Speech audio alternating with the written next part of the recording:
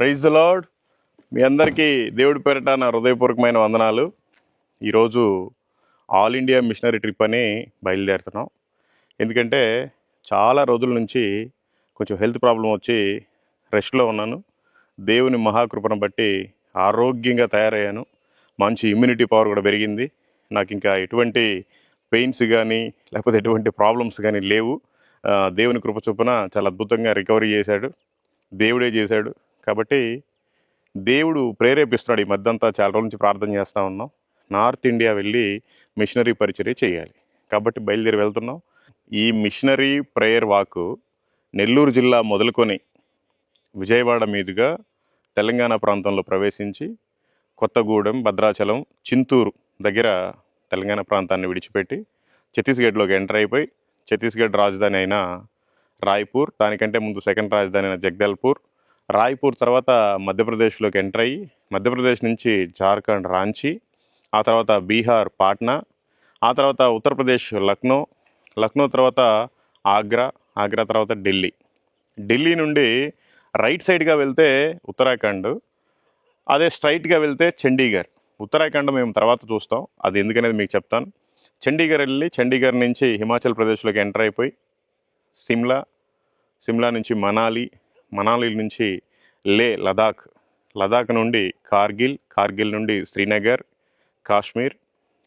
కాశ్మీర్ నుండి జమ్మూ నుండి పంజాబ్లోకి వస్తాం. పంజాబ్లో పాకిస్తాన్ బార్డర్ దాకా వెళ్ళి ఆ తర్వాత పంజాబ్లో సాధు సుందర్ సింగ్ గారి ఇంట్లో ఒకరోజు బస చేసి ఆ తర్వాత హర్యానా మీదుగా ఉత్తరాఖండ్లోని డెహ్రాడూన్ నుంచి రిషికేశ్ వెళ్ళి హరిద్వార్ మీదుగా ఢిల్లీ వచ్చి ఢిల్లీ నుండి హర్యానా మీదుగా రాజస్థాన్ జైపూర్కి వచ్చి జైపూర్ నుండి గుజరాత్ అహ్మదాబాద్కి వెళ్ళి అహ్మదాబాద్ నుండి సూరత్ మీదుగా డియూ దమన్ కేంద్రపాలిత ప్రాంతం, అక్కడి నుండి మహారాష్ట్రలకు వచ్చి మహారాష్ట్ర ముంబై చూసుకొని ముంబై నుండి పూణే మీదుగా గోవా వెళ్ళి గోవా నుండి కర్ణాటక నుండి కేరళ నుండి తమిళనాడులో భాగమైన పాండిచ్చేరి నుంచి మళ్ళీ తమిళనాడు చెన్నై మీదుగా మళ్ళీ నెల్లూరు జిల్లాకు వచ్చేసి ఈ ట్రిప్ ముగిచ్చేస్తాం. టోటల్గా 18 రాష్ట్రాలు, 6 కేంద్రపాలిత ప్రాంతాలు. 6 కేంద్రపాలిత ప్రాంతాలు ఏంటి అంటే 1 ఢిల్లీ, 2 చండీగఢ్, 3 లదాఖ్, 4 కాశ్మీర్, 5 దమన్, 6 పాండిచ్చేరి. రాష్ట్రాలు 18. అంటే టోటల్గా north India and south India cover చేస్తున్నాం. నార్త్ ఇండియాలో 2 మిగిలిచ్చాం, ఎందుకంటే అది దూరం అయిపోతుంది. 1 ఒరిస్సా, 2 బెంగాల్. అది నార్త్ ఈస్ట్ వెళ్ళినప్పుడు అదే 7 సిస్టర్స్ అంటారే, 7 స్టేట్స్, సిక్కిము, అస్సాము, అరుణాచల్ ప్రదేశ్, నాగాల్యాండ్, మిజోరం, మణిపూర్, త్రిపుర, మేఘాలయ, ఆ 7టికి వెళ్ళేటప్పుడు ఒరిస్సా కానీ వెస్ట్ బెంగాల్ కానీ చూసుకొని వస్తాను. యాక్చువల్గా దేశం మొత్తం తిరిగాము. ప్రభు ప్రేరేపణ కొలది మళ్ళీ వెళ్తున్నాం నార్త్ ఇండియాకి, సౌత్ ఇండియాకి. కాబట్టి మీరంతా కూడా ప్రార్థించండి. మేము ఎందుకు వెళ్తున్నామంటే ఏదో వీడియోలు పెట్టి షో అప్ చేయడానికి కాదు, లేదంటే తిరిగి రావడానికి నాకేం సోక్ కాదు. నేను తిరగంది ఏమీ లేదు, నేను తినంది ఏమీ లేదు, నేను ఎంజాయ్ చేయింది ఏమీ లేదు. ప్రభుని నమ్ముకోకముందే అన్ని ఎంజాయ్లు అయిపోయినాయి. ప్రభుని నమ్ముకున్న తర్వాత ప్రభు కోసమే పాటుపడాలి, ప్రభు కోసమే ఆత్మల్ని రక్షించడానికని బయలుదేరి వెళ్తున్నాం. మీరంతా కూడా ప్రార్థించండి. ఎలాంటి ప్రార్థన అంటే నేను చేసుకున్న తీర్మానం ఏంటంటే నేను ఎక్కడి నుంచి అయితే బయలుదేరానో అక్కడి నుండి ఈ 18 రాష్ట్రాలు, 6 కేంద్రపాలిత ప్రాంతాలు తిరిగి వచ్చేంత వరకు ఇంచుమించు 16,000 కిలోమీటర్లు, ఇంచుమించు 18 రాష్ట్రాలు, 6 కేంద్రపాలిత ప్రాంతాలు, 4,500 విలేజ్లు పైబడి ఉన్నాయి, గ్రామాలు పట్టణాలన్నీ కలిపి. ప్రతి గ్రామంలో 1 నిమిషం పాటు ఆగి ఆ ఊరి కోసం, ఆ గ్రామం కోసం ప్రార్థన చేసి ఎవరైతే అందుబాటులో ఉంటారో వాళ్ళకి ఒకటి కరపత్రిక కానీ ఒక బైబిల్ కానీ ఇచ్చేసి వెళ్తాం.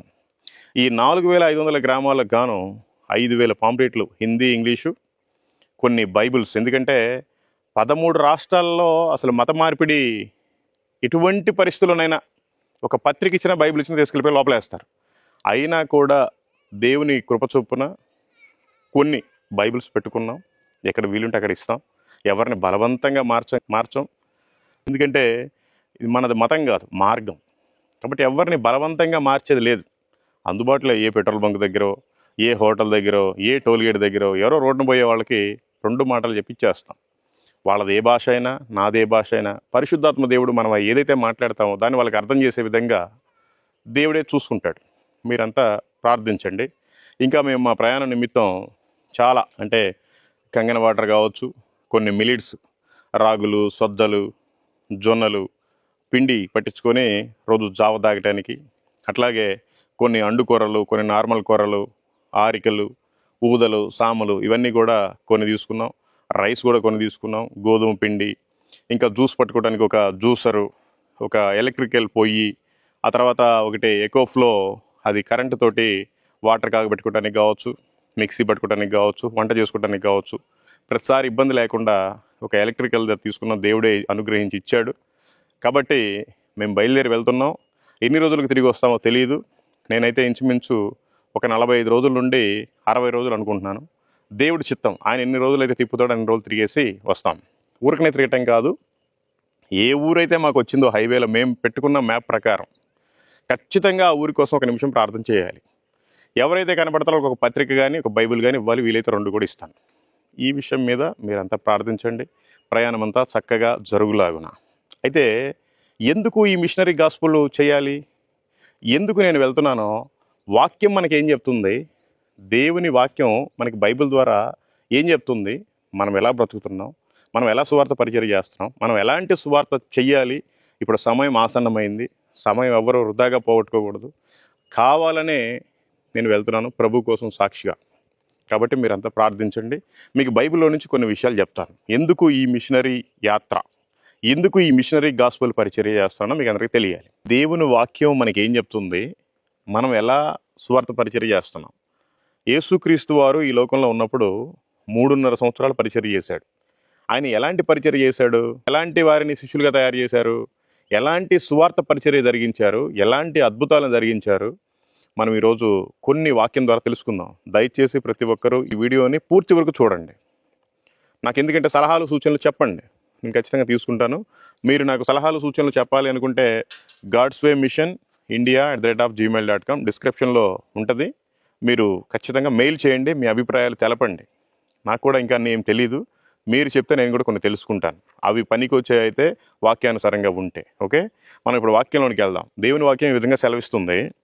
లూకా సువార్త 10వ అధ్యాయం 1 నుండి 3 వచనాలు.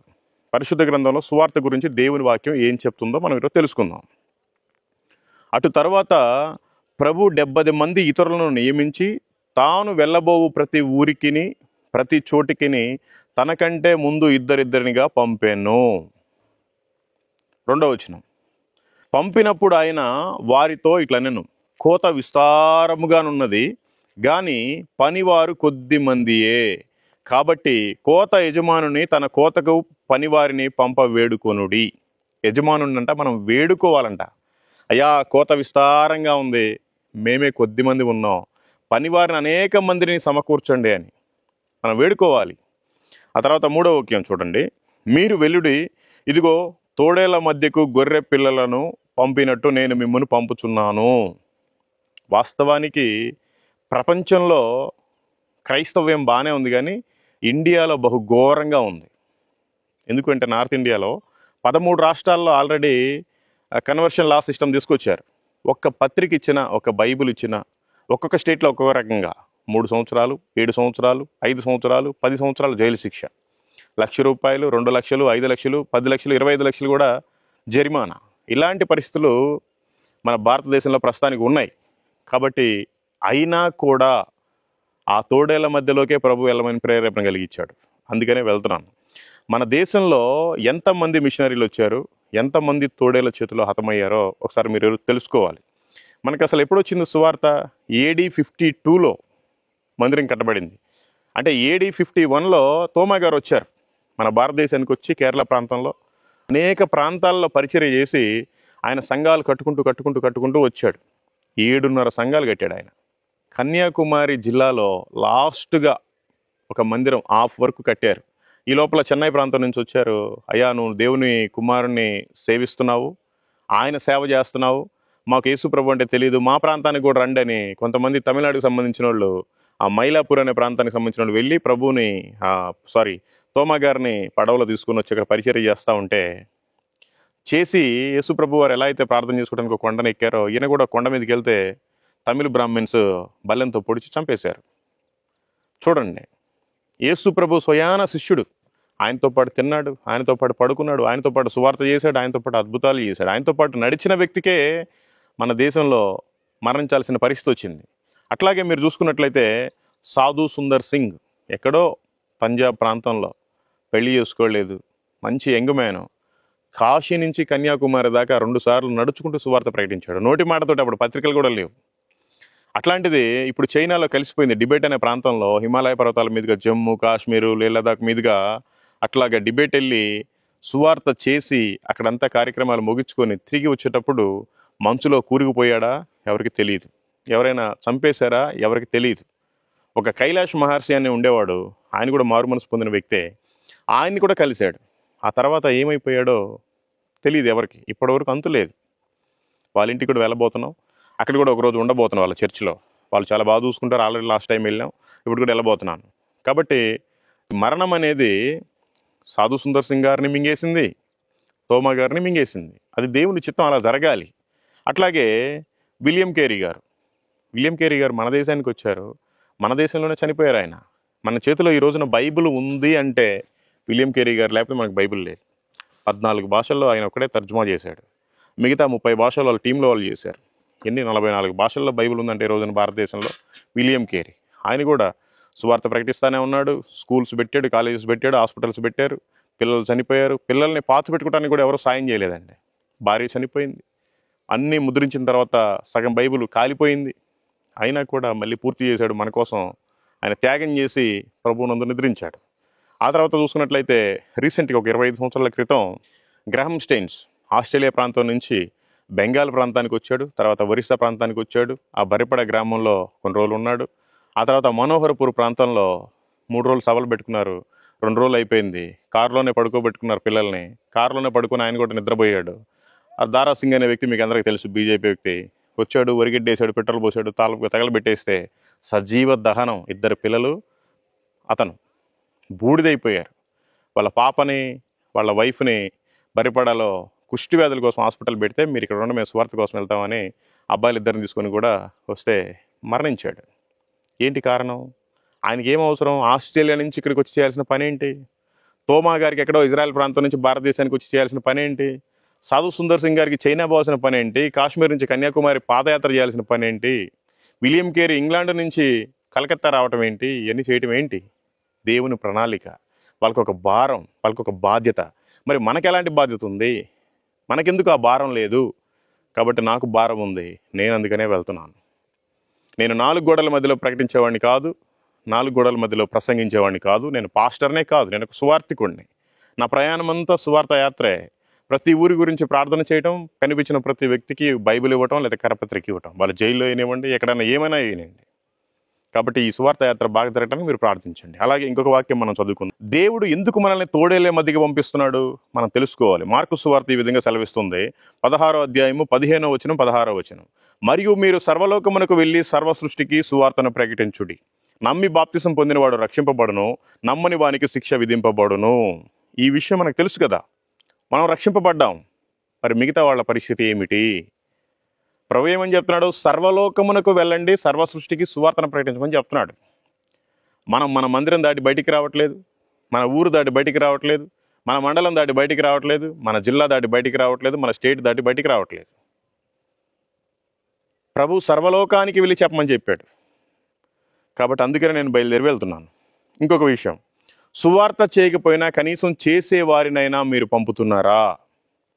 మీరు చేయట్లేదు, కనీసం చేసే వాళ్ళకన్నా కొంచెం ఎంకరేజ్ చేస్తున్నారా? వాళ్ళ కోసం ప్రార్థన చేస్తున్నారా? డబ్బులు ఎవరు అడగట్లేదు, వారిని ఎంపీ కూడా అడగాల్సిన పని లేదు. ప్రభువే తీసుకెళ్తాడు, ప్రభువే తీసుకొని వస్తాడు. కానీ అసలు వెళ్ళే వారినైనా మీరు ప్రోత్సహించి పంపిస్తున్నారా? మీరు వెళ్ళలేకపోతే వెళ్ళే వాళ్ళని పంపించాలి కదా, దయచేసి పంపించండి. వాక్యం ఈ విధంగా సెలవిస్తుంది. మత్తయి సువార్త 28వ అధ్యాయం 19-20 వచనాలు. కాబట్టి మీరు వెళ్ళి సమస్త జనులను శిష్యులుగా చేయుడి, తండ్రి యొక్కయు కుమారుని యొక్కయు పరిశుద్ధాత్మ యొక్కయు నామములోనికి వారికి బాప్తిసం ఇచ్చుచు నేను మీకు ఏ ఏ సంగతులను ఆజ్ఞాపించుతునో వాటినన్నిటినీ గైకొనవలెనని వారికి బోధించుడి. ఇదిగో నేను యుగ సమాప్తి వరకు సదాకాలము మీతో కూడా ఉన్నానని వారితో చెప్పాను. అసలు మన శిష్యులను ఎక్కడ తయారు చేశాం? ప్రభువేమో అనేక జనులను శిష్యులుగా చేయమని చెప్తున్నాడు. మనం శిష్యులుగా చేస్తున్నామా? ఎక్కడ చేస్తున్నాం? ఒకవేళ చేస్తే మన వారసులనే శిష్యులుగా తయారు చేసుకుంటున్నాం, మన బంధువులనే చేసుకుంటున్నాం, లేదంటే ఎవరైతే సౌండ్ పట్టీలు ఉంటారో, ఎవరైతే మన మాటలు వింటారో మందిరంలో, వాళ్ళనే శిష్యులుగా తయారు చేస్తున్నాం. లేదంటే మన వారసత్వమేనా? ప్రభు అదేనా చెప్పాడు? ప్రభు 12 మంది శిష్యులను తయారు చేశారు, ఇంచుమించు 70 మందిని తయారు చేశారు. ఎవరన్నా ఆయన చుట్టం ఉన్నారా? ఆయనకి బంధువులు ఉన్నారా? ఆయనకి ఫ్రెండ్స్ ఉన్నారా? ఆయనకి బాగా డబ్బులను చూసి వాళ్ళందరూ శిష్యులుగా తయారు చేశాడా? కాబట్టి ప్రభువే మనకు మాదిరి. ఆయన ఎలా అయితే శిష్యులు తయారు చేశాడో మనం కూడా అలాగే శిష్యులు తయారు చేయాలి. దయచేసి మీరు ఈ విషయాన్ని గమనించండి. అట్లాగే వాక్యం ఏం చేయాలని ఆజ్ఞాపిస్తుంది, మనం ఏం చేస్తున్నాం? చూడండి, లూకా సువార్త 24వ అధ్యాయం 47-48 వచనాలు. యెరూషలేము మొదలుకొని సమస్త జనములలో ఆయన పేరట మారు మనసును పాపక్షమాపణయు ప్రకటింపబడునని రాయబడి ఉన్నది. ఈ సంగతులకు మీరే సాక్షులు. ప్రభు వాక్యం సెలవిస్తుంది, యెరూషలేము మొదలుకొని సమస్త జనములలో ఆయన పేరట మారు మనసును పాపక్షమాపణ ప్రకటింపబడుననియు రాయబడి ఉన్నది. ఈ సంగతులకు మీరే సాక్షులను కూడా దేవుని వాక్యం హెచ్చరిస్తుంది. కాబట్టి కొంతమంది మన క్రైస్తవులు మన మందిరమైన యెరూషలేములోనే ఆగిపోయారు. మన మందిరము, మన సంఘము, మన ఊరని ఆ యెరూషలేములోనే ఆగిపోయారు. మరి మీరు సమస్త జనులకు ఎలా పాపక్షమాపణ నిమిత్తం ప్రార్థన చేస్తారు? ఎలా వారికి పరలోకము నరకం గురించి వివరణ ఇస్తారు? వాళ్ళకి అసలు శుభవార్త ఎలా మీరు చెప్తారు? కాబట్టి ఓన్లీ మీ యెరూషలేము, మీ మందిరంలోనే మీరు ఉండబాకండి. సమస్త జనులకి మీరు సువార్తను ప్రకటించే విధంగా దయచేసి మీ అడుగులు ఇప్పటికైనా ముందుకు వేయండి. అట్లాగే మనం ఎక్కడ సువార్త చేయాలని దేవుని వాక్యం చెప్తుంది? అపోస్తుల కార్యంలో 1వ అధ్యాయం 8వ వచనం. అయినను పరిశుద్ధాత్మ మీ మీదికి వచ్చినప్పుడు మీరు శక్తి నొందెదరు గనుక మీరు యెరూషలేములోను యూదయ సమరయ దేశముల ఎందంతటా భూదిగంతముల వరకును నాకు సాక్షులైందురని వారితో చెప్పాను. మేడగదిలో వీళ్ళంతా కూడా కనిపెట్టుకొని ఉన్నారు. పరిశుద్ధాత్మతో నింపబడిన తర్వాత వాళ్ళకి ఏం చెప్పాడు ప్రభు? అక్కడ చూడండి, యెరూషలేములోను యూదయ సమరయ దేశములందంతటా, అంటే ఒక యెరూషలేములోనే కాదు, చుట్టుపక్కల ఉండే దేశాలకు కూడా వెళ్ళి సువార్త ప్రకటించమని ప్రభు ఆజ్ఞాపించాడు. అన్ని వాక్యాలు చదువుకుంటాం, వాక్యం మనకు తెలుసు, కానీ వాక్యాన్ని మాత్రం పాటించాం. మన ఊరు దాటి మనం మాత్రం బయటికి వెళ్ళాం. ఇది ఎక్కడ క్రైస్తవ్యం? ఇది ఎక్కడ మనం దేవుడి పిల్లలం అవుతాం? వాక్యానుసారంగా మనం పాటించాలి కదా. దేవుడు ఆజ్ఞాపిస్తున్నాడు కదా. ఆయన ఆజ్ఞని తిరస్కరిస్తే ఏంటి? ఆజ్ఞని అతిక్రమించడమే కదా మనకు పాపం అంటే. దయచేసి మనం ముసుగులో నుంచి బయటికి రావాలి. క్రైస్తవమైన ముసుగులో ఉన్నాం కానీ పరిపూర్ణంగా మారు మనసు చెంది ఆయన సువార్తను ప్రకటించలేకపోతున్నాం. కాబట్టి దయచేసి మీరంతా కూడా ప్రకటించండి. అట్లాగే ఇంకొక వాక్యం, ఎక్కడ పడితే అక్కడ సువార్త చేయడానికి సిగ్గుగా అనిపిస్తుంటుంది మన వాళ్ళకి. వాక్యం ఏమని సెలవిస్తుందంటే, రోమీలకు రాసిన పత్రిక 1వ అధ్యాయం 16వ వచనం ఈ విధంగా సెలవిస్తుంది. సువార్తను గూర్చి నేను సిగ్గుపడువాడను కాను, ఏలయనగా నమ్ము ప్రతి వానికి, మొదట యూదునికి గ్రీసు దేశస్థునికి కూడా రక్షణ కలుగజేయుటకు అది దేవుని శక్తి అయి ఉన్నది. మనకిదంతా అక్కర్లేదు, మందిరంలో ఉండేవారు రక్షణ పొందితే చాలు. అక్కడ చూడండి, ఆయనంట సిగ్గుపడేవాడు కాదంట సువార్త ప్రకటించడానికి. మొదట యూదునికి, తర్వాత గ్రీసు దేశస్థునికి. మరి నువ్వేమో క్రైస్తవుడనే యూదుడికే చెప్తున్నావు, మరి గ్రీసు దేశస్థుడికి ఎక్కడ నువ్వు సువార్త ప్రకటిస్తున్నావు? మంచి స్టైల్గా కోట్లు వేసుకుంటారు, వేరే దేశాలకు వెళ్ళిపోతూ ఉంటారు. ముందు మన దేశంలో సరిగ్గా సువార్తను ప్రకటించండి. ప్రపంచమంతా బాగానే ఉంది, ముందు మన దేశంలోనే సువార్త సరిగ్గా లేదు. కాబట్టి దైవజనులారా, ప్రియ విశ్వాసులారా, మీరంతా కూడా గమనించండి. మన వరకే క్రీస్తు కాదు, అనేక మందికి క్రీస్తు. వాళ్ళందరూ కూడా నరకం నుంచి తప్పించబడాలంటే వారు దేవుని నమ్ముకోవాలి. తెలుసుకోవాలంటే మనం ప్రకటించాలి, ప్రకటించకపోతే కష్టమే. కాబట్టి దయచేసి మీరంతా కూడా గమనించండి. మనకి బైబిల్లో కొత్త నిబంధనలోనే కాదు, దేవుడు పాత నిబంధనలో కూడా మా నిమిత్తము ఎవడు సువార్త ప్రకటిస్తాడని దిగులు పడి చూస్తున్నాడు దేవుడు. మా నిమిత్తము అంటే ఆయన ఒక్కడే కాదు, ముగ్గురు, తండ్రి, కుమార, పరిశుద్ధాత్ముడు. చూడండి వాక్యం ఏం చెప్తుందో.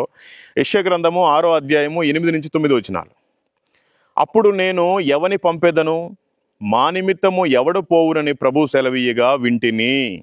అంతటా నేను చిత్తగించుము, నేనున్నాను, నన్ను పంపమనగా ఆయన నీవు పోయి ఈ జనులతో ఇట్లనము, మీరు నిత్యము వినుచుందురు గాని గ్రహింపకుందురు, నిత్యము చూచుచుందురు గాని తెలుసుకొనకుందురు.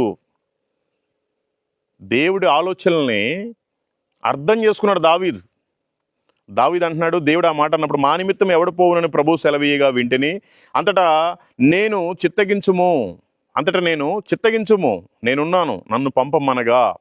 సరే పో, నీవు పోయి ఈ జనులతో ఇట్లనము, మీరు నిత్యము వినుచుందురు గాని గ్రహింపకుందురు, నిత్యము చూచుచుందురు గాని తెలుసుకొనకుందురు. ఈ రోజున మన క్రైస్తవులు చేసే పని ఇదే. రోజు వింటానే ఉంటారు, రోజు చూస్తూనే ఉంటారు మీ పాస్టర్ గారిని, రోజు మీ పాస్టర్ గారు కూడా మిమ్మల్ని చూస్తూ ఉంటారు. కొత్త వాళ్ళను చూడరు, కొత్త వాళ్ళకి చెప్పరు. చెవిటోడు ముందు శంఖ ఊదినట్టే. మీకు ఎన్ని రోజులు చెప్పినా 100 మంది క్రైస్తవులకు ఒక్కరోజు బోధించడం కంటే ఒక్క అన్యుడికి, లోకంలో ఉండేవాడికి సువార్త ప్రకటించడం చాలా మేలు. కాబట్టి దయచేసి మీరంతా కూడా అన్ని జనులకు సువార్తను ప్రకటించండి. అట్లాగే క్రైస్తవులు మౌనంగా ఉంటే అన్యులకి అసలు రక్షణ ఎక్కడిది? వాక్యం ఈ విధంగా సెలవిస్తుంది. రోమిలికి రాసిన పత్రిక 10వ అధ్యాయం 14-15 వచనాలు. వారు విశ్వసింపని వానికి ఎట్లు ప్రార్థన చేయుదురు, వినని వానిని ఎట్లు విశ్వసించుదురు, ప్రకటించువాడు లేకుండా వారెట్లు విందురు, ప్రకటించువారు పంపబడని ఎడల ఎట్లు ప్రకటించుదురు, ఇందు విషయమై ఉత్తమమైన వాటిని గూర్చిన సువార్త ప్రకటించు వారి పాదములెంతో సుందరములైనవి అని రాయబడి ఉన్నది. ప్రభు చెప్తున్నాడు, అసలు ప్రకటించే వాళ్ళే లేకుండా ఎలాగా ప్రకటిస్తారు? పంపబడేవారు లేకుండా అసలు ఎలా ప్రకటిస్తారు? మన చర్చిలో ఎవరైనా అసలు పంపబడుతున్నారా వాక్యం నిమిత్తం? మన చర్చిలో అసలు శిష్యులను తయారు చేస్తున్నారా? ఆ శిష్యులంతా వెళ్ళి సువార్తను ప్రకటిస్తున్నారా? కనీసం మీరైనా శిష్యులుగా మారి సువార్తను ప్రకటిస్తున్నారా? లేదంటే మనమంతా క్రైస్తవులని చెప్పుకోవడానికి సిగ్గుచేటు.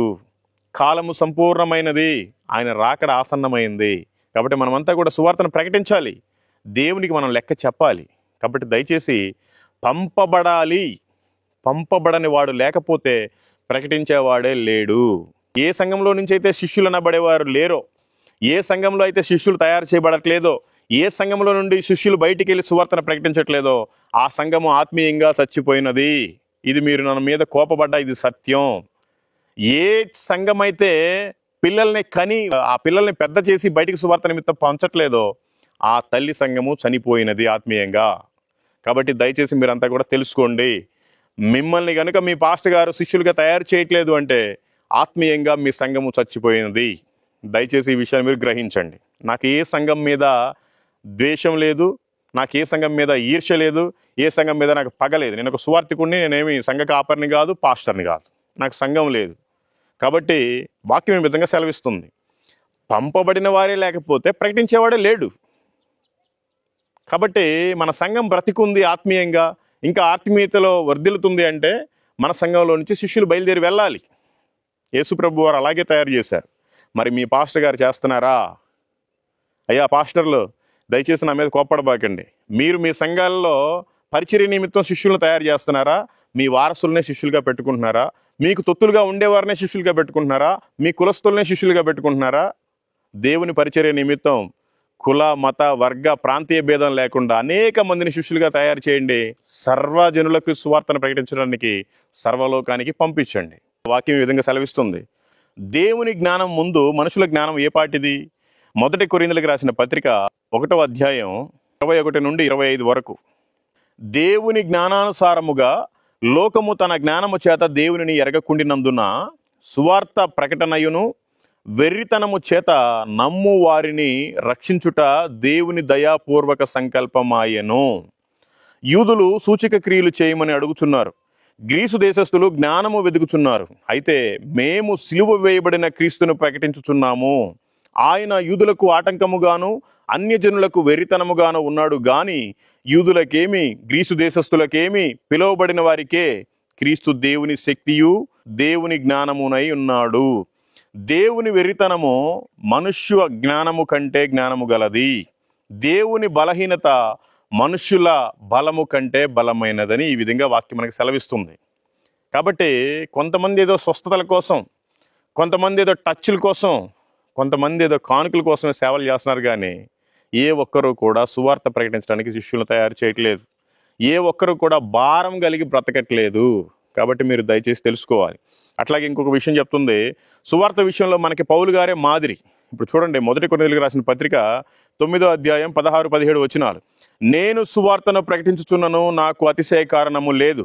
సువార్తను ప్రకటించవలసిన భారము నా మీద మోపబడి ఉన్నది. అయ్యో, నేను సువార్తను ప్రకటింపకపోయిన ఎడల నాకు శ్రమ. ఇది నేను ఇష్టపడి చేసిన కార్యము. ఇది నేను ఇష్టపడి చేసిన ఎడల నాకు జీతము దొరుకును.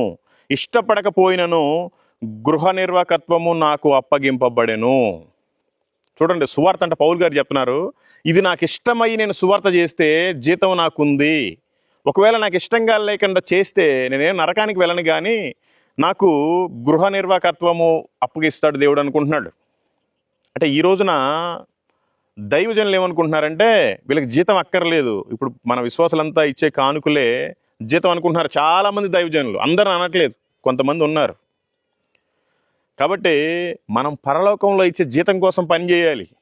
ఏదో వాచ్మెన్ లాగా కాపలా పెడతాడులే మనకే నరకంలో వేయలేని ఆ చిన్నగా అడ్జస్ట్ అయ్యి మనం బ్రతకూడదు. ఇక్కడ దేవుని కోసం రోషం కలిగి పని చేయాలి. కాబట్టి దయచేసి మీరంతా కూడా తెలుసుకోండి. అయితే సువార్త అంటే మనకు భయం కానీ కలవరం కానీ ఉండకూడదు. వాక్యం ఈ విధంగా సెలవిస్తుంది. 1 పేతురు రాసిన పత్రిక 3వ అధ్యాయం 13, 14, 15 వచనాలు. మీరు మంచి విషయంలో ఆసక్తి గలవారైతే మీకు హాని చేయువాడెవడు?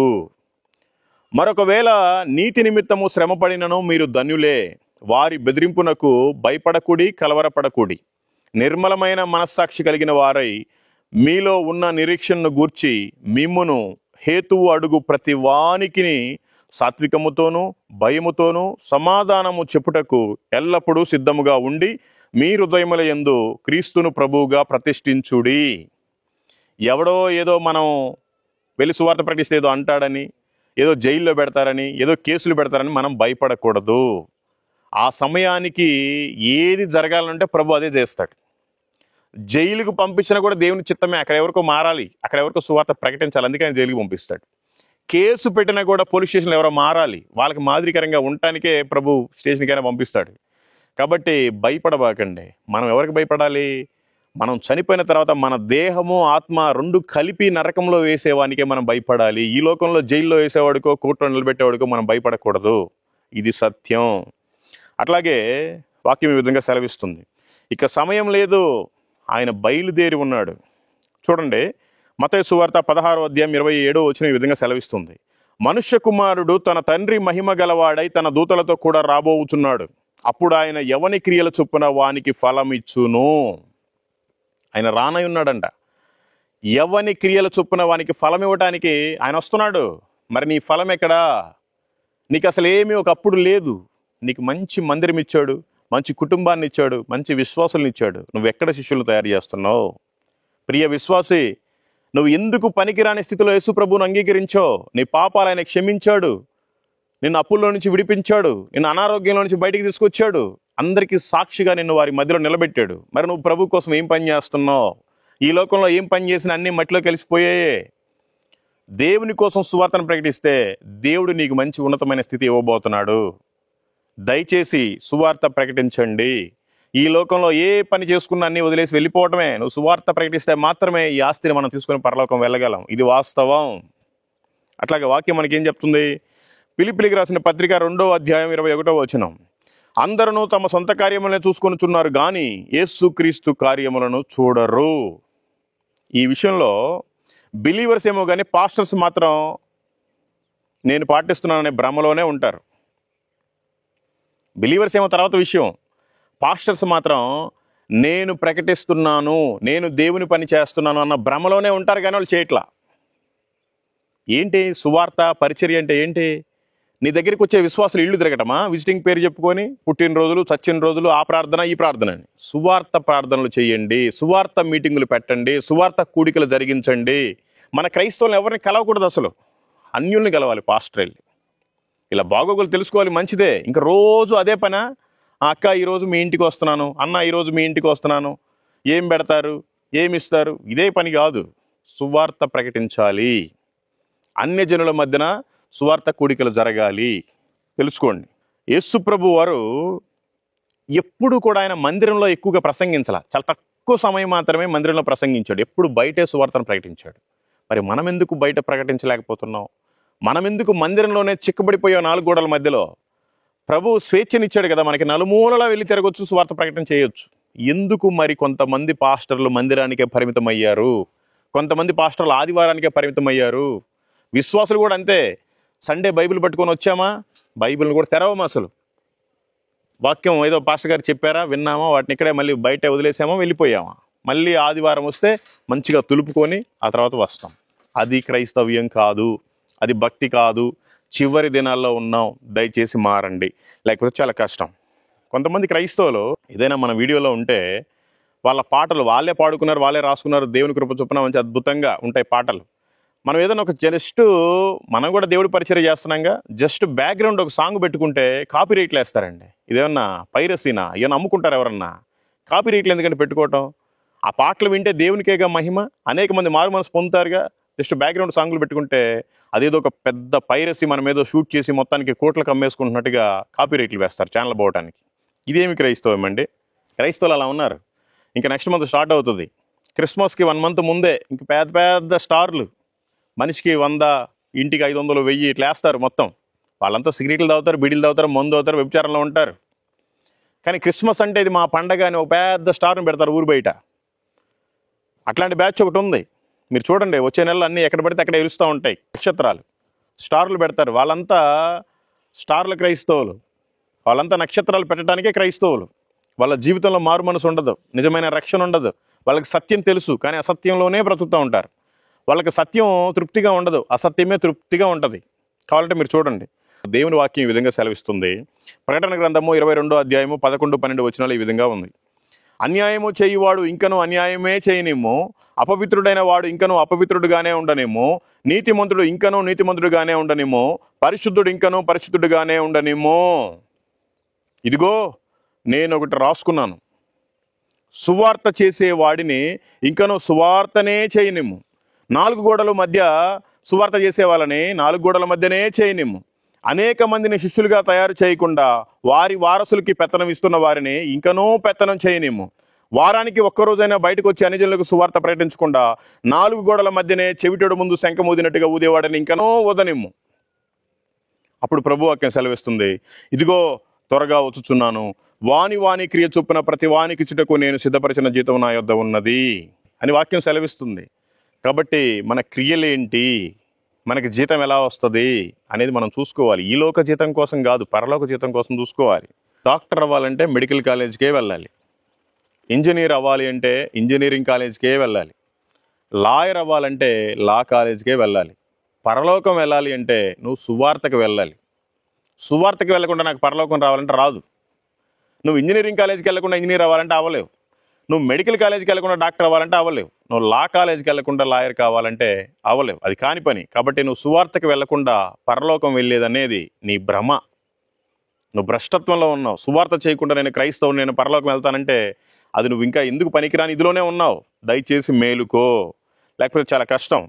ప్రభు మనం బ్రతకడం కోసం ఆయన ఈ లోకానికి వచ్చి చనిపోయాడు. మనకి పరలోకంలో జీవ కిరీటం పెట్టడం కోసం ఆయన ఈ లోకంలో ముళ్ళ కిరీటం పెట్టించుకున్నాడు. నువ్వు ఈ విషయాన్ని మర్చిపోయావు, తెలుసుకో, లేకపోతే చాలా ప్రమాదం. నరకము అన్యుల కోసం తయారు చేయబడలా, సత్యాన్ని తెలుసు కూడా నామకార్థంలో బ్రతుకుతున్న క్రైస్తవుల కోసం తయారు చేయబడిందని నేను అనుకుంటా. కాబట్టి దయచేసి మారండి, లేకపోతే చాలా కష్టం. అట్లాగే నీరు లేకుండా చేప ఈదలేదు, రెక్కలు లేకుండా పక్షి ఎగరలేదు, సువార్త లేకుండా నీకు జీతమే లేదు. ఆయన ఇచ్చే జీతం మనకు కావాలంటే మనం ఇక్కడ సువార్త ప్రకటించాలి. చూడండి, రెక్కలు లేకుండా పక్షి ఎగరలేదు, నీరు లేకుండా చేప ఈదలేదు, సువార్త లేకుండా నీవు జీతం తీసుకోలేవు. ఇది సత్యం. ప్రతి మనిషికి ఒక కళ ఉంటుంది, ప్రతి మనిషికి ఒక టాలెంట్ ఉంటుంది. కావాలంటే చూడండి, మనోళ్ళు చాలామంది, అబ్బా నువ్వు చాలా తెలివి కలవాడివి, నువ్వు చాలా టాలెంటెడ్ పర్సన్వి, అబ్బా నువ్వు అది చేస్తావు, నువ్వే తోపు తురుము అన్నీ అంటారు. మనుషులు మన ముందు మాత్రమే అంటారు. ఈ మనుషులతోటి అనిపించుకునేది రేపటి రోజున మనందరికి ఒక తీర్పు ఉంది. అదే ధవల సింహాసన తీర్పు. తండ్రి ఎదురుగా ఇలా నుంచొని మనం, భలా మంచి దాసుడా, సువార్త నువ్వు విరివిగా చేసావు, నువ్వు రా నా కుమారుడా అని దేవునితోటి మనం ఎందుకు అనిపించుకోకూడదు? ఈ చెత్త మనుషులతోటి ఏంటంటే మనం అనిపించుకునేది? దేవునితో అనిపించుకోవాలి, దేవునికి అనుకూలంగా మనం ఉండాలి, దేవునికి సాక్షిగా మనం ఉండాలి, దేవుని పనివారిగా మనం ఉండాలి. మనం కూడా దేవునికి కొంతమంది శిష్యులను తయారు చేయాలి. మనం తయారు చేసుకోవడం కాదు, మన కారు డోర్లు తీయడానికి, మనకు వాటర్ బాటిల్ ఇవ్వడానికి, మనం ఏదో జర్నీ చేస్తే కాలు నొక్కడానికి, వీపు రుద్దడానికి కాదు శిష్యులు. మనం ఏదైనా మీటింగ్కి వెళ్ళినా మన సంఘంలో పరిచర్య చేయడానికి శిష్యులు కావాలి. మనం వెళ్ళలేకపోయినా అనేక ప్రాంతాలకు వెళ్ళి సువార్త ప్రకటించడానికి అనేక మంది శిష్యులు కావాలి. దయచేసి మీరంతా శిష్యులు తయారు చేయండి, ఆయన ఆజ్ఞను మీరు పాటించండి, ఆయన ఇచ్చే జీతాన్ని మీరు తీసుకోండి. Thank you. Praise the lord. మీరంతా కూడా ఈ ప్రయాణం కోసం ప్రార్థించండి. ఎందుకంటే అనేక రకాల మంది ఉన్నారు. బీహార్లో 50 రూపాయలు ఇస్తే గొంతు కోసే వాళ్ళు ఉన్నారు. మనం కారులోనే పడుకుంటాము, పోలీసులు ఇలా తట్టి వెళ్ళిపో అంటారు. ఎందుకు సార్ క్యావోగా అంటే, నీకేనో నిద్రపోతావు, తెల్లారసరికి టైర్లు ఉండవు, స్టేషన్కి వచ్చి కంప్లైంట్ ఇస్తావు, మళ్ళీ మేమే సావాలంటారు పోలీసులు. అంటే అంత ఘోరమైన పరిస్థితులు ఎక్కడ. బీహార్లో ఒక మంచి ఆర్గనైజేషన్ చేస్తుంది సువార్త సేవ, జెమ్స్. మీకు అందరికీ తెలుసు, అగస్టిన్ జయవరాజు గారు. 8 సంవత్సరాల పాపలకి, 8 సంవత్సరాల పిల్లలకి ఇంజక్షన్లు వేస్తే వాళ్ళు పెద్దవాళ్ళగా తయారైపోతారు, వాళ్ళ అవయవాలని మారిపోతాయి. వాళ్ళని మన కలకత్తానో ముంబైకో రెడ్ లైట్ ఏరియాకి అమ్మేసుకుంటారు పిల్లల్ని. అలాంటి వారి మధ్య సువార్త చేసే పరిచర్య ఒక ఆర్గనైజేషన్ ఉంది, జెమ్స్. అదే అగస్టిన్ జయవరాజు గారు. ఎక్కడో చెన్నై ప్రాంతం నుంచి సైకిల్ వేసుకొని వెళ్ళిపోయి బీహార్లోనే స్థిరపడిపోయారు. బీహార్ అంటే దొంగలు, హంతకులు, ఇంకా దానికంటే దారుణంగా కూడా ఉంటారు. కానీ ఐఏఎస్లు, ఐపీఎస్లు కూడా ఆ రాష్ట్రంలోనే ఎక్కువ. వాళ్ళ పిల్లలు కూడా ఈ రోజున జెమ్స్ స్కూల్లో, కాలేజీలోనే చదువుకుంటున్నారు. ఆ స్థాయికి వెళ్ళిపోయింది పరిచర్య. మనం ఎందుకు వెళ్ళలేము, మనం ఎందుకు చేయలేము? ఈ రోజున కన్ను మూస్తే మన పరిస్థితి ఏంటి? మనం వేసుకున్న చొక్కా కూడా రాదండి, మన బట్టలు కూడా ఇక్కడే వదిలేసి వెళ్ళిపోవాలి. మన తల్లిదండ్రులు రారు, మన అక్క చెల్లెలు రారు, మన అన్నతమ్ములు రారు, మన భార్య పిల్లలు రారు, మనం ఒక్కరమే వెళ్ళాలి. ఇక్కడ అందరూ కనిపిస్తారు, వెళ్ళిన తర్వాత రెండే రెండు, ఒకటి నరకం, ఒకటి పరలోకం. నీ ప్రయాణం ఎటు? నువ్వు ఏం విరగదీసావని ప్రభు నిన్ను పరలోకంలో చేర్చుకుంటాడు? ప్రభు కోసం ఏమైనా చేసావా? నువ్వు ఏమైనా చేయాలనుకుంటున్నావా? కొంతమంది పాస్టర్లు అయితే ఒక సంచి తగిలించుకొని, ఒక షర్ట్ వేసుకొని, వైట్ షర్టు, నేను పాస్టర్, ఈ సంఘానికే పరిమితం. ఆ పరిస్థితి అసలు ఆ ఊర్లోనే సరైన సాక్ష్యమే ఉండదు ఆ పాస్టర్ గారికి. కాబట్టి దయచేసి మీరంతా కూడా సువార్తను ప్రకటించండి. సువార్త ప్రకటించడానికి వెళ్ళే వారి కోసం మీరంతా ప్రార్థించండి. ప్రతి విలేజ్లో ఇది ఇంకా అసలు మళ్ళీ నాకు తెలిసి నేను ఇంకా వెళ్ళలేనేమో, ప్రభు ఇంకేమన్నా పరిచర్య చేపిపోతున్నాడేమో నాతోటి. నాకు బాగా ప్రేరేపణ కలిగింది. ఈ మధ్య 20 రోజుల నుంచి ఖాళీగానే ఉండి రోజు బాగా ప్రార్థన చేసుకుని బలపడ్డాను. వెళ్ళాలన్న ప్రేరేపణతో వెళ్ళిపోతున్నాను. ప్రతి విలేజ్ 4500 గ్రామాల్లో ప్రార్థన చేసి, గ్రామాల పట్టణాలన్నీ కలిపి ప్రార్థన చేసి వీలైతే ఖచ్చితంగా కరపత్రికిస్తాం. అది ఇంకా దాన్ని ఏమంటారు, మత మార్పిడి కేసు కానివ్వండి, నాన్ బెయిలబుల్ వారంటీ కానివ్వండి, ఏదన్నా కానివ్వండి. మళ్ళీ ఒకసారి చెప్తున్నాను, ఆంధ్రప్రదేశ్, తెలంగాణ, ఛత్తీస్గఢ్, మధ్యప్రదేశ్, జార్ఖండ్, బీహార్, ఉత్తరప్రదేశ్, ఢిల్లీ, చండీగఢ్, హిమాచల్ ప్రదేశ్, లదాఖ్, కాశ్మీర్, పంజాబ్, హర్యానా, ఉత్తరాఖండ్, మళ్ళీ అగైన్ ఢిల్లీ, రాజస్థాన్ నుండి గుజరాత్, తర్వాత దమన్, తర్వాత మహారాష్ట్ర, తర్వాత గోవా, తర్వాత కర్ణాటక, కేరళ, తమిళనాడు, పాండిచేరి, ఆంధ్రప్రదేశ్. ఎన్నిటి కోసం మీరంతా ప్రార్థించండి. ఇంచుమించు 24 రాష్ట్రాలు అనుకోవాలి. 18 రాష్ట్రాలు, 6 కేంద్రపాలిత ప్రాంతాలు. ఈ 24కి సంబంధించి ఏ విలేజ్లో మేము ఆగినా ఎటువంటి ప్రాబ్లం మతోన్మాదులు చేయకుండా, ఏ విలేజ్లో ఎవరికి కరపత్రిక ఇచ్చినా సాతాను గారు అడ్డుపడకుండా మీరంతా ప్రార్థించండి. Thank you. Praise the lord. మంచిది. మీరు కారు నిండా లగేజ్లు పెట్టుకున్నాం. ఒకసారి మీరు కూడా చూడండి. లగేజ్ ఎంత తగ్గిద్దామన్నా కూడా తగ్గట్లేదు. అన్నీ అప్పటికి తీసేసాం, కానీ ఇంకా తప్పట్లేదు. ఇదిగోండి, ఇదేమో కంగన్ వాటర్ డివైసు, ఇదేమో గ్యాస్ పొయ్యి, ఎందుకంటే ఎలక్ట్రికల్ ఒకవేళ పని చేయకపోయినది. ఈ వాటర్, మా లగేజ్, ఇంకా బైబిల్స్, పాంప్లెట్స్, ఇది ఒక కెమెరా, ముందు వెనక కూడా పెట్టుకున్నాము. ముందు కూడా కెమెరా ఉంది, ఎందుకంటే సేఫ్టీ పర్పస్. అట్లాగే ఇదిగోండి,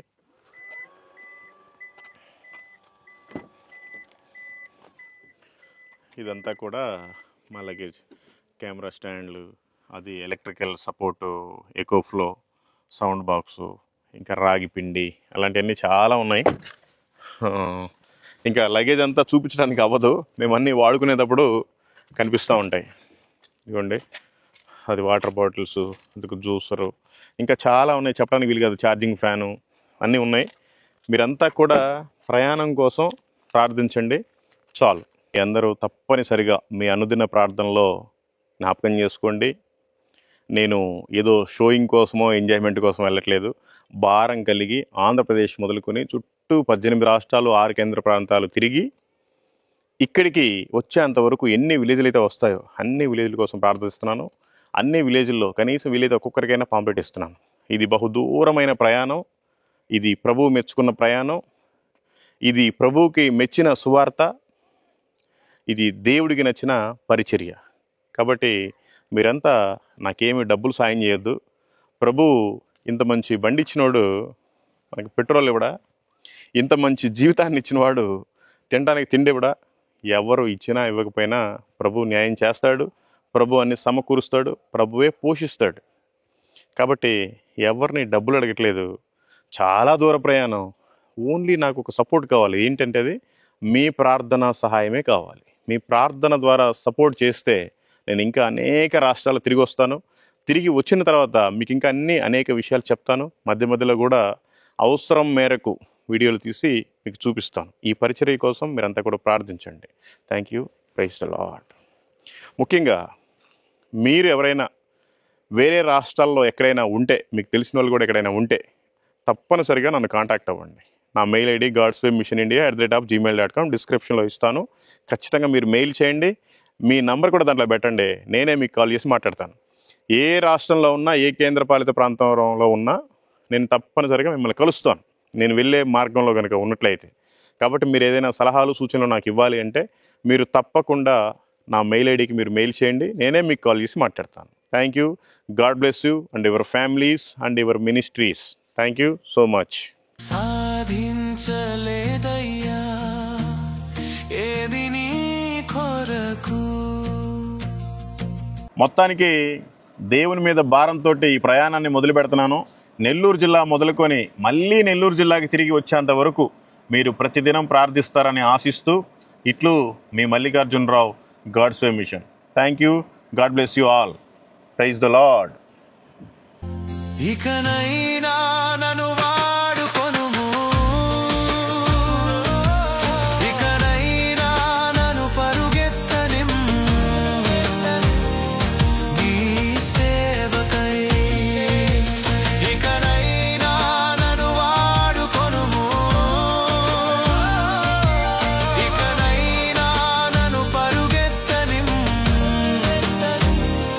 నీ సేవకై. ముఖ్యంగా చెప్పాల్సిన విషయాన్ని మర్చిపోయాను. నాతో పాటు ఒక 18 సంవత్సరాల కుర్రవాడు వస్తున్నాడు. ఆ తర్వాత కొంతమంది బ్రదర్స్ బాగా ఇంట్రెస్టెడ్గా ఉన్నారు, కానీ ఇంకొక బ్రదర్ని అటు తెలంగాణ ప్రాంతం నుంచి వస్తానని చెప్పారు. ఆ బ్రదర్ని తీసుకెళ్తున్నాను. నాతో పాటు ఇప్పుడు ప్రజెంట్ అయితే ఒక 18 సంవత్సరాల బ్రదర్ ఉన్నాడు. సో మేము ముగ్గురం కలిసి వెళ్తున్నాం. అక్కడ హిమాచల్ ప్రదేశ్, లదాఖ్, కాశ్మీర్ దాటేంత వరకు కూడా చాలా ఫాస్ట్గా వెళ్ళాలి. ఎందుకు అంటే బాగా మంచు ఎక్కువ కురుస్తుంది, స్నో ఎక్కువ పడుతుంది, ఐస్ మొత్తం గడ్డగట్టిపోతుంది.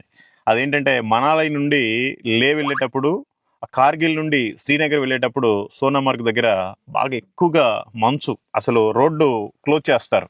అది అక్టోబరు చివరి వారం నుండి మళ్ళీ వచ్చే జూన్ చివరి వారం వరకు క్లోజే ఉంటుంది. అంటే 6 నెలలు ఓపెన్ ఉంటుంది, 6 నెలలు క్లోజ్ ఉంటుంది. కాబట్టి ఇప్పుడు మేము ఎండింగ్ సీజన్లో వెళ్తున్నాం. కాబట్టి అన్ని వీడియోస్ మేము పెట్టలేకపోవచ్చు. వెళ్ళేటప్పుడు చెప్పుకుంటా వెళ్తాం. అక్కడి నుంచి కొంచెం స్లోగా కొండల ప్రాంతం అంతా, పర్వతాలన్నీ తిరిగి మళ్ళీ పంజాబ్ వచ్చిన తర్వాత బాగా యాక్టివ్గా ఉంటాం. కాబట్టి మీరు ఈ విషయాన్ని గమనించగలరు. అక్కడ ఎట్లా ఉంటుందంటే చివరి అంచుల్లో ప్రయాణం ఉంటుంది. ఇటు చూస్తేనేమో ల్యాండ్ స్లైడింగ్ అయిపోతూ ఉంటుంది, రోడ్లేమో మొత్తం కూడా ఐస్ తోటి నిండిపోయి ఉంటాయి. ఈ పక్క చూస్తేనేమో కిలోమీటర్ల కొద్ది లోయ ఉంటుంది. రోడ్డు ఏమో చిన్నది, ప్రయాణం ఏమో పెద్దది. మీరంతా దీనికోసం ప్రార్థించండి. Thank you. Praise the lord.